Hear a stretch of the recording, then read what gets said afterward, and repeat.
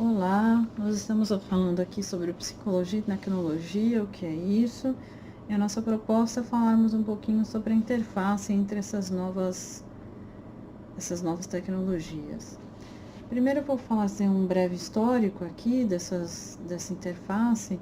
Ele vai começar na década de 40, junto com a produção dos primeiros computadores. Essa foto que vocês veem aí é um computador muito grande chamado ENIAC. Ele é considerado por muitos o primeiro grande computador.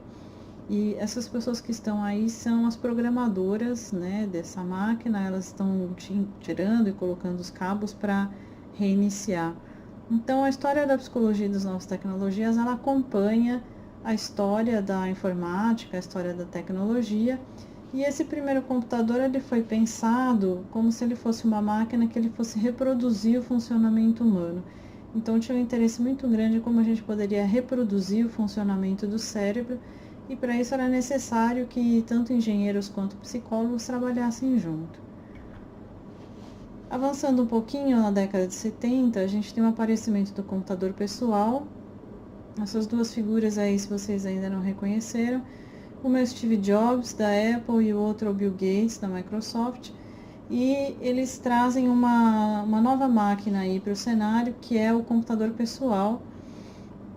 E eles vão dar início, então, ao estudo das interfaces e ao estudo da ergonomia, né? Então, esses computadores que eles mostram aqui nas fotos, são computadores que ainda precisam ser programados, ou seja, você precisa saber mexer em programação para fazer ele funcionar. E aí, um dos grandes estudos dessa época é como fazer os computadores funcionarem sem essa necessidade, né? Então, aparatos como o mouse, a tela de toque e muitos outros, eles são aparelhos aí que são estudos de interface que foram feitos para que pessoas que não soubessem mexer pudessem ter acesso. E nessa época, então, quem mexia com o computador era chamado de hobbyista, né? Porque o computador era um hobby caro das pessoas que tinham, né? Na década de 80, a gente tem a internet aberta nos Estados Unidos, e isso vai trazer uma grande mudança no comportamento das pessoas. Para quem nunca viu essa telinha aqui do lado, ela é uma tela de IRC. IRC é Internet Relay Chat. Durante muitos anos ele foi uma das principais formas de se comunicar na internet, e ele vai atrair bastante atenção dos psicólogos para entender quem são essas pessoas, o que elas estão fazendo na internet, como que elas estão conversando, e aí isso vai ter um impacto muito grande, né? Então é o começo das interações das pessoas pela internet. Aí, avançando na década de 90, né, alguns psicólogos americanos, como a Sherry Turkle, eles começaram a se interessar por esses novos comportamentos, né? Também nessa mesma época é lançado o que eles vão chamar de WWW, né? O Tim Berners-Lee, ele traz a World Wide Web para que as pessoas possam começar a trabalhar, enfim. Mas a ideia é que nesse percurso histórico o acesso ao computador vai sendo facilitado, e quanto mais ele é facilitado, quanto mais ele é tornado intuitivo, mais ele vai ficando popular, né?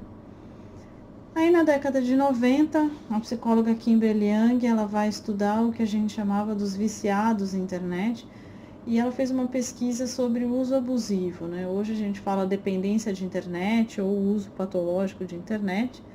E lá em 96 ela já tinha lançado o primeiro estudo de pessoas que se diziam viciadas nessa ferramenta, né? Em 97 foi lançado o primeiro periódico do tema, que era a revista Cyber Psychology Behavior. Essa revista ela existe até hoje, né? Hoje ela se chama Cyber Psychology Behavior and Social Network. Eles adicionaram esse social network porque hoje a questão das redes sociais é bem importante. E aí em 98 o Howard Haywood lançou um estudo sobre o que a gente chamava de comunidades virtuais, que eram esses agrupamentos dessas pessoas na internet, e ele foi uma das primeiras pessoas a começar a estudar como é que elas interagiam dentro desse novo espaço. Em 95 chegou a internet aberta no Brasil, foi criado o NPPI, né, que é o Núcleo de Pesquisas de Psicologia Informática na PUC de São Paulo, sob a direção da professora Rosa e do professor Lorival. Ambos já faleceram, mas foi isso que deu origem ao Janos, que é o núcleo que a gente trabalha hoje e que está trazendo esse curso aqui para vocês.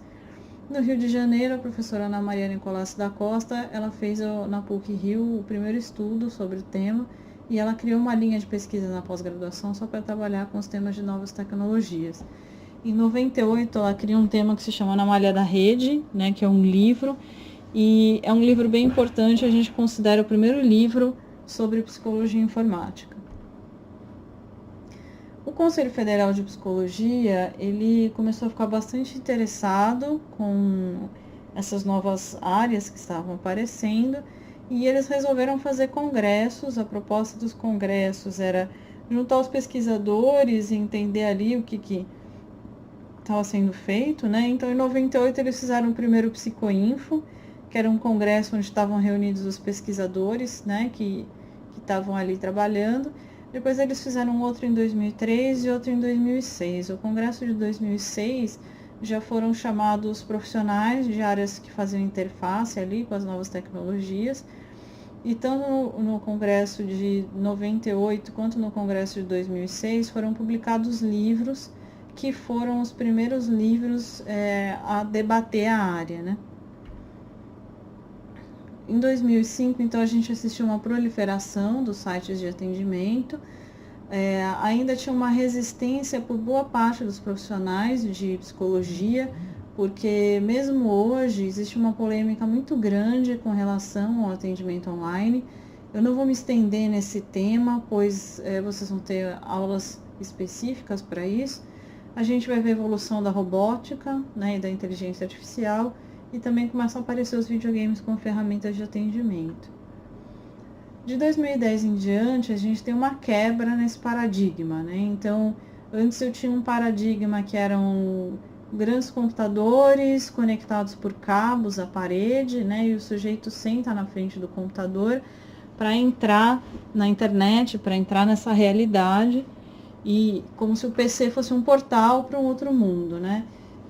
De 2010 em diante, a gente tem uma mudança aí, que é a entrada dos dispositivos móveis. Essa entrada dos dispositivos móveis vai fazer com que a internet seja, a gente vai falar, pervasiva, invisível e reconhecível. A gente vai fazer um paralelo da internet com a luz elétrica. Então, eu sei que as coisas funcionam ou não funcionam quando ela existe. Aparece a internet das coisas, quer dizer, não só os meus aparatos têm internet, mas os objetos ao meu redor, eles estão conectados ou eles possuem internet. E o mundo online e o mundo offline começam a ficar indistinguíveis, né? Então, antes saímos desse paradigma do PC conectado por cabos para um aparelho que você leva para praticamente todo lugar e onde você está online praticamente o tempo todo. Então, antes os psicólogos perguntavam quando e como as pessoas entravam na internet, hoje a gente se pergunta quando as pessoas não estão na internet, né? E aí isso fez com que a psicologia começasse a revisar os seus critérios de dependência, por exemplo, já que a internet estava muito popularizada. O mundo virtual hoje ele é praticamente indistinguível do mundo real, que a gente vai chamar de presencial, né? E ele é parte do cotidiano da grande maioria das pessoas. Então, o acesso à internet é cada vez menos elitista, como era antes, e é cada vez mais popular. E isso traz transformações sobre a forma como a psicologia vai fazer interface com as novas tecnologias. No ano de 2018, o Conselho, depois de várias resoluções, eles fizeram uma resolução que permitia os serviços de consultas e atendimentos psicológicos online. Aqui também não vou me estender, porque vocês vão ter uma aula só sobre essa resolução. E é isso. Eu vou passar aqui um pouquinho para a área da psicologia e da tecnologia, mas a gente vê isso no próximo vídeo.